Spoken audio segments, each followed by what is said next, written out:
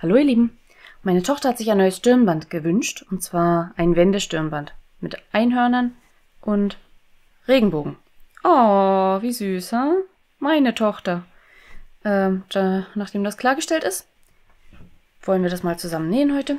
Und ich zeige euch, wie das geht und wünsche euch viel Spaß. Bis dann. So, für ein Wendestirnband von 50 mit einem Kopfumfang 50 cm habe ich jetzt 2 Streifen ausgeschnitten. Einmal, beide Streifen sind 50 cm lang und 8 cm breit.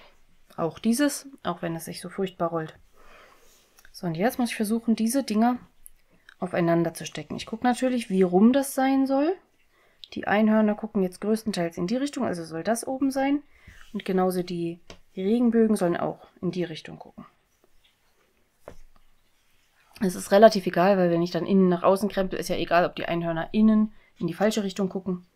Aber Schaden tut's auch nichts. So, dann stecke ich jetzt beide langen Kanten aneinander. Das Coole an Jersey ist, das franzt nicht aus. Da muss ich nichts versäubern. Sonst müsste ich jetzt hier einmal mit der Overlock alle Kanten versäubern. Also, Jersey muss man nicht versäubern. Hier wieder. Ich gucke, dass die prinzipiell richtig aufeinander liegen, dass hier die Stoffe richtig die gleiche Länge haben. Und dann fange ich an, hier so die Kante rauszurollen. Und sobald die Kanten sich treffen, kann ich es dann aufeinander stecken, weil in der Breite weiß ich ja schon, dass sie passen. Ja, in die Richtung weiß ich ja schon, dass es passt. Jetzt muss ich nur noch die Kanten aufeinander kriegen. Und dadurch, dass sich dieser Stoff so furchtbar rollt, nehme ich auch lieber ein paar Nadeln mehr. Weil dann muss ich nicht beim Nähen noch fummeln, sondern dann fummel ich lieber jetzt einmal ordentlich.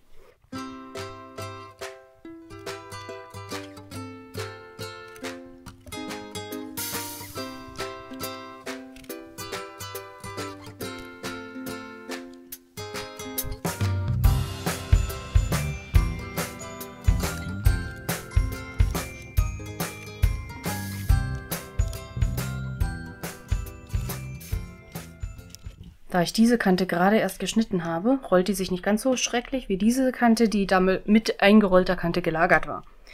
Deshalb habe ich hier jetzt ein bisschen weniger Nadeln genommen. Jetzt nähe ich die beiden langen Kanten auf 1 cm zusammen, auf ganzer Länge.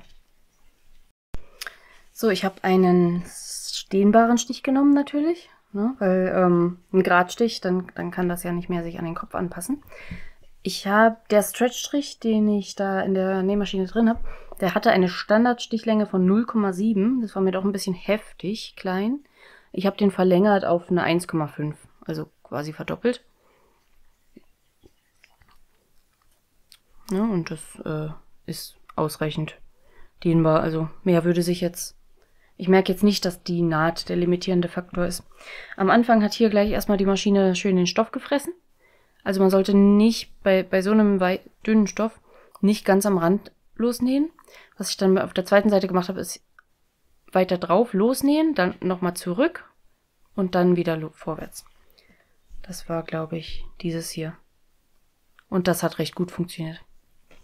Ja, also so ein weicher Stoff, der wird gerne mal gefressen. So, dann wenden wir das Ganze mal. Bei der Breite braucht man jetzt auch noch keine Wendehilfe oder so.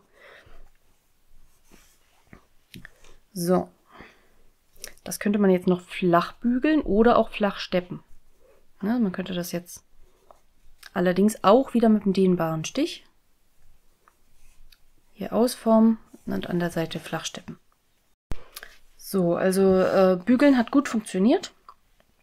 Und jetzt klappe ich das aufeinander.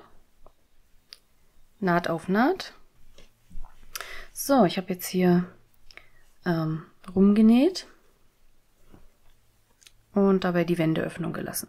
Also ich habe aufgepasst, dass ich hier drüber nähe, auf jeden Fall über die Nahtstellen, diese und diese. Habe dabei auch die dehnbare Naht genommen. Hier hätte es jetzt auch eine gerade Naht getan, weil in die Richtung ist der Stoff ja auch nicht dehnbar. Oder muss er auch nicht sein. So, jetzt fummeln wir das hier mal wieder raus. Und jetzt könnte man hier nochmal mit der Maschine knappkantig dran gehen. Ich finde es aber immer sauberer mit einem Matratzenstich. Den habe ich euch ja auch schon mal in einem anderen Video gezeigt. Und den kann man hier genauso wieder benutzen. Das mache ich jetzt mal gerade.